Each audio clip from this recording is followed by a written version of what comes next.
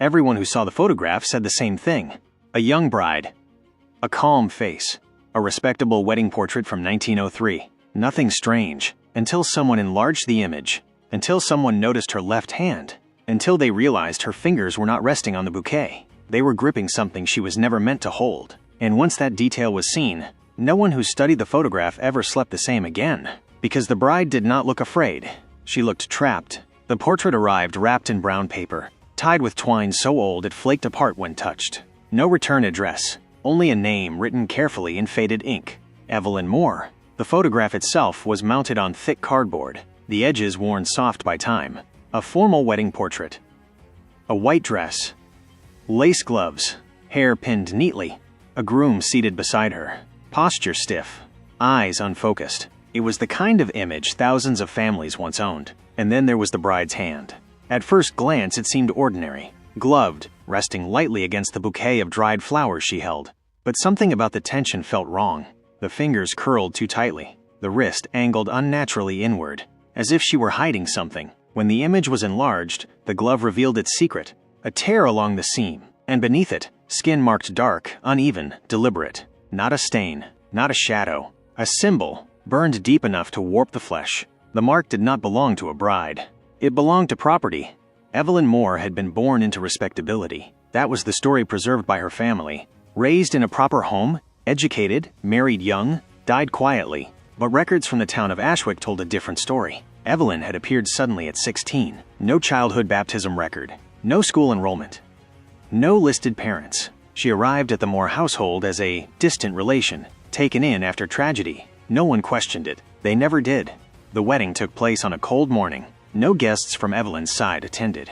Only the groom's family filled the pews.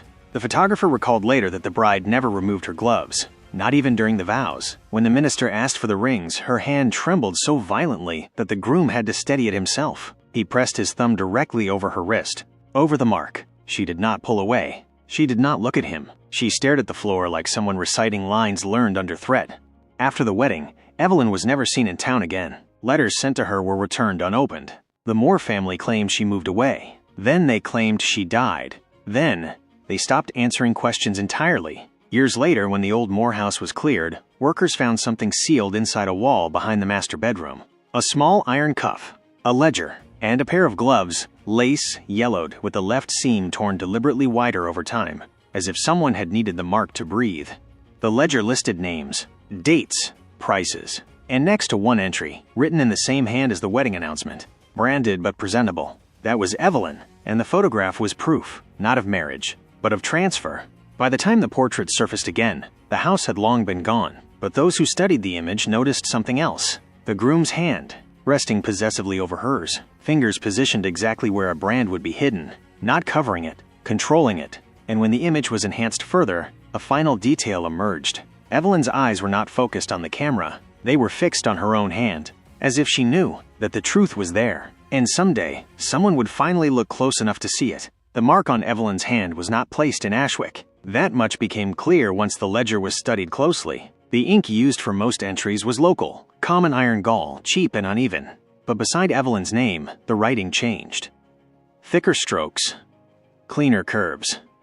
The hand of someone practiced, someone who had done this before. The symbol itself was unfamiliar to the town's historians. Not a letter, not a number. It resembled a broken loop pierced through by a vertical line, a mark designed not to identify a person, but to signal ownership without words. The kind of mark meant to survive washing, meant to survive time. Before Evelyn arrived at the Moore house, another girl had vanished. Her name was Sarah Finch. She worked as a domestic servant on a neighboring estate. No one recorded her birth, only her labor. She was described in one surviving document as, quote, quote, quote, quote, quote, well-formed. She disappeared the same winter Evelyn appeared. Sarah's last known task had been assisting a visiting gentleman from New Orleans, a man whose name appeared only once in Ashwick's records, Thomas Caldwell. He stayed 3 nights.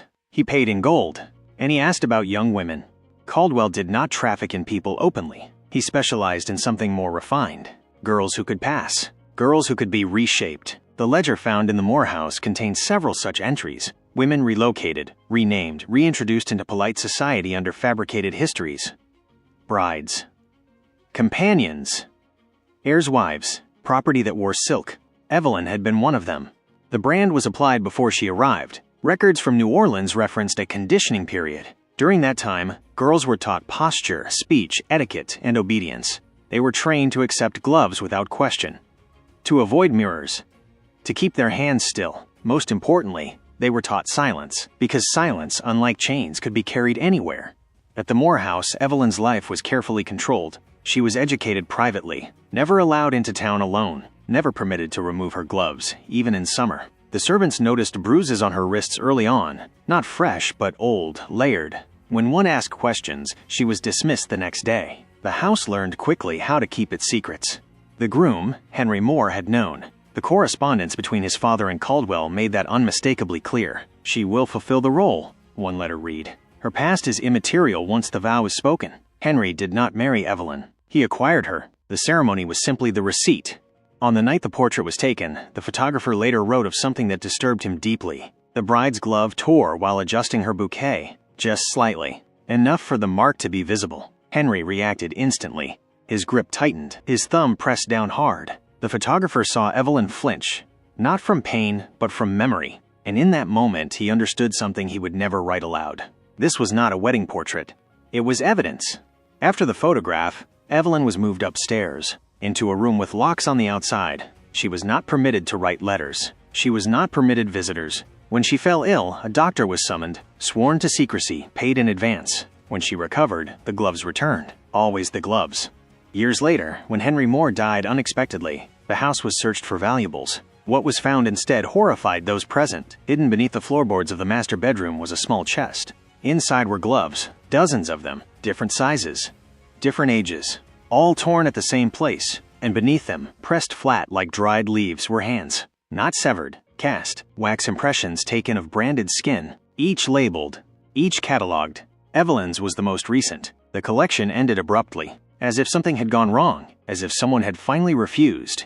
The portrait, once re-examined, revealed one final detail. The bride's right hand rested gently, relaxed. The left, branded, hidden, controlled, was the only one gripping the bouquet, as if she knew that one day someone would see the truth and understand what she had survived, or what she had not. The glove collection ended the same year Evelyn Moore disappeared, not the year she died, the year she stopped being seen. After Henry Moore's burial, the house remained closed for months. Curtains drawn, doors bolted, no servants hired, no notices posted.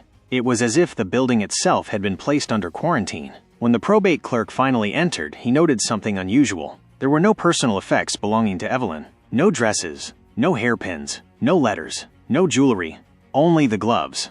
And the room upstairs. The room did not resemble a bedroom. The windows were sealed shut, painted over from the outside.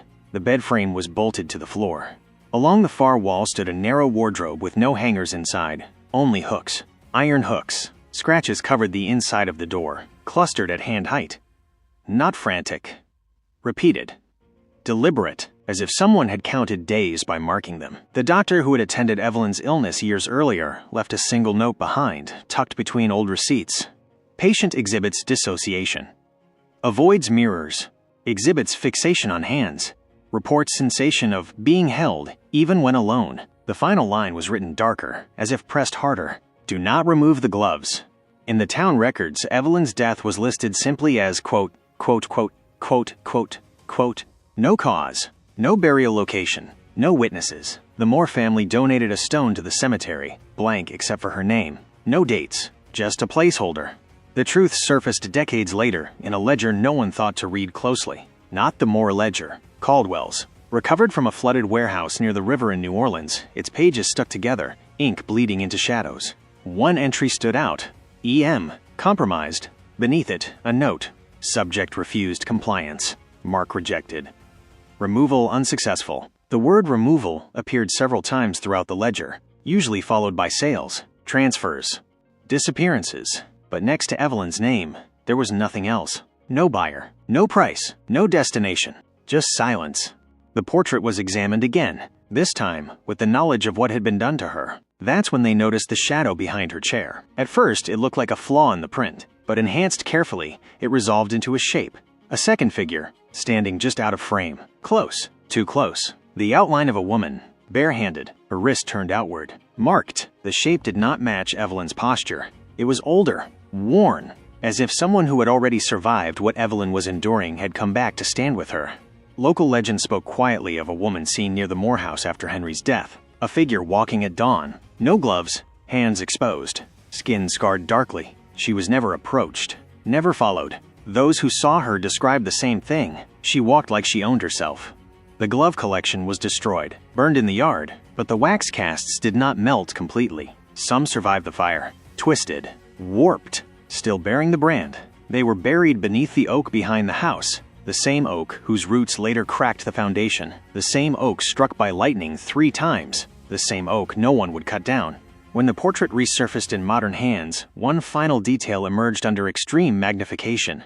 Something etched faintly into the bride's glove, just above the tear. Not a decoration, not lace. A word, scratched deliberately with a pin, barely visible, but unmistakable. Remember, because Evelyn Moore did not vanish. She escaped, and she made sure the truth left with her. The second woman in the photograph was not a ghost.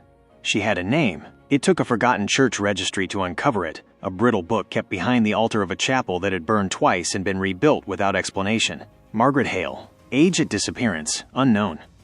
Occupation, seamstress.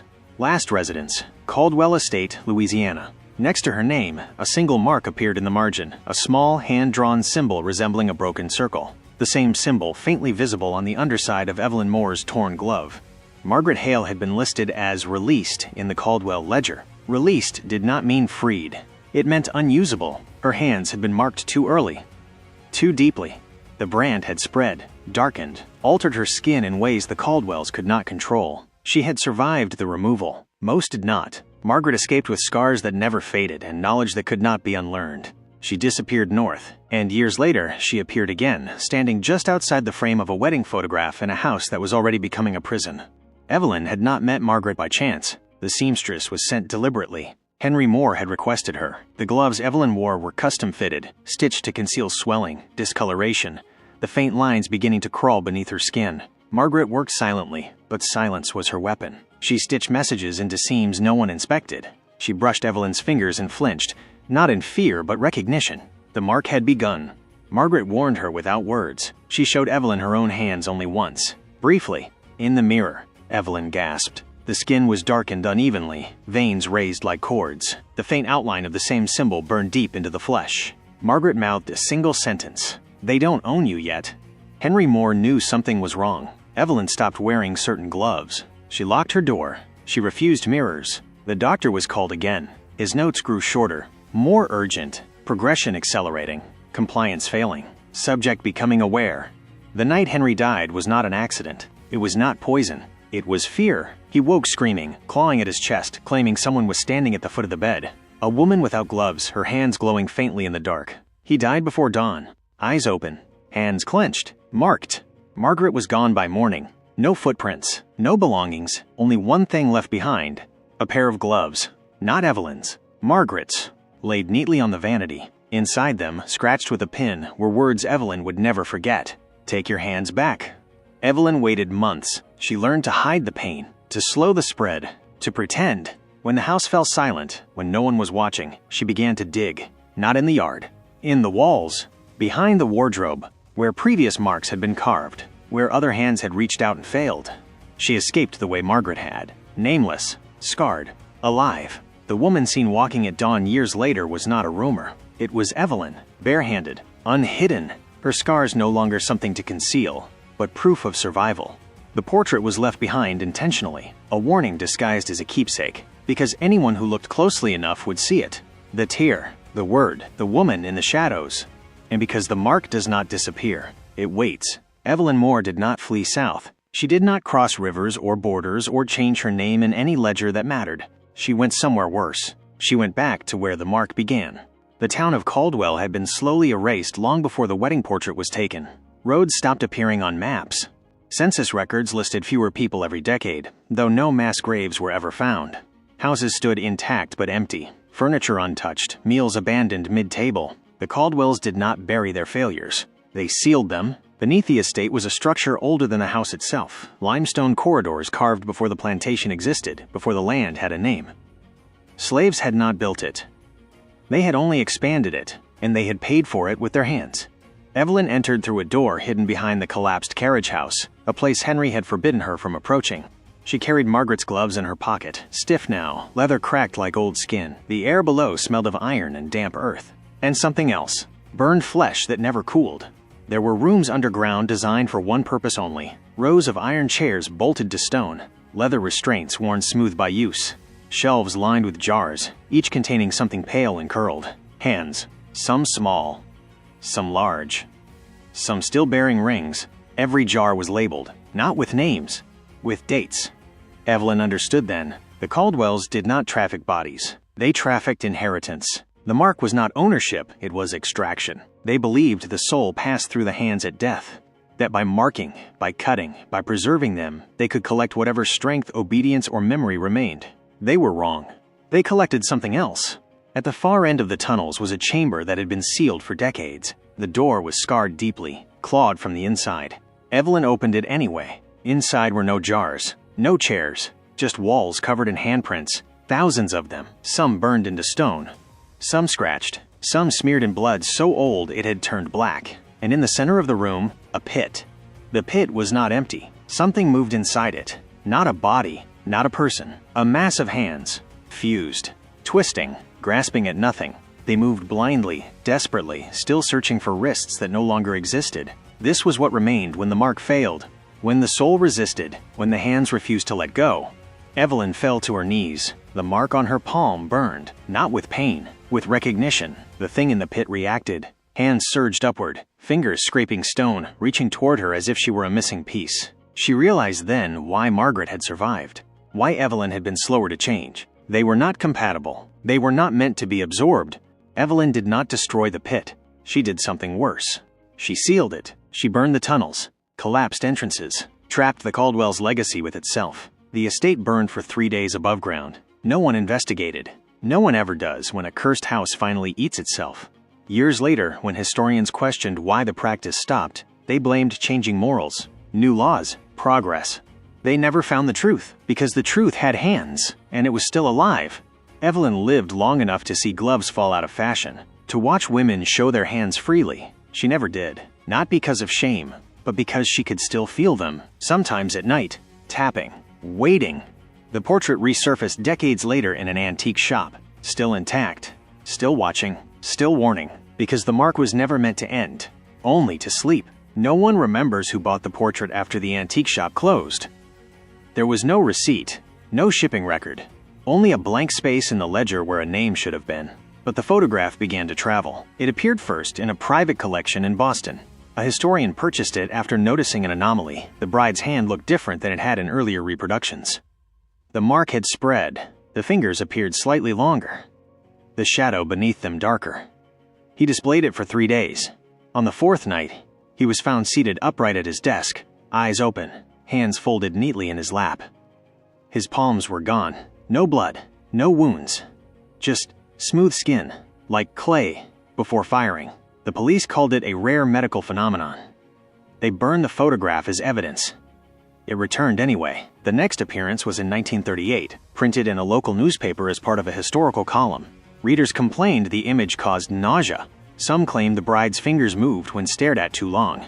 The editor's wife woke screaming one night, insisting someone was counting her fingers in the dark. The next morning, the editor was missing. Only his gloves were found, stiff, cracked, and smelling faintly of iron. Photographs began to change. Group portraits from the late 1800s showed extra hands resting on shoulders that didn't exist before. Wedding photos revealed brides clasping fingers that were not their own.